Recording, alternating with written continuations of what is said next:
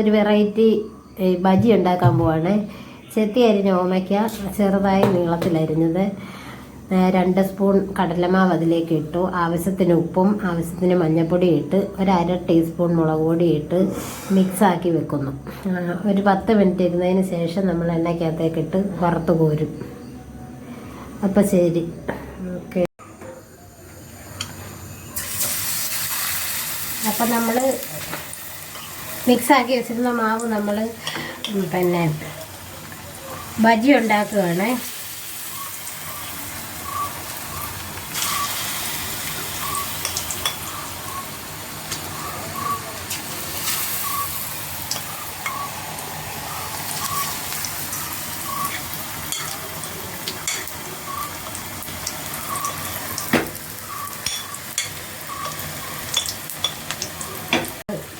പിന്നെ ഞാൻ ഉണ്ടാക്കും. കുറച്ച് സാധനം ഉണ്ടാക്കിയുള്ളത് നമുക്ക് കുറച്ച് വെളിച്ചെണ്ണയൊക്കെ ഒഴിച്ച് ഉണ്ടാക്കിയാൽ മതി കേട്ടോ. ഇത് എളുപ്പം തയ്യാറാക്കാവുന്ന ഒരു വിഭവമാണ്.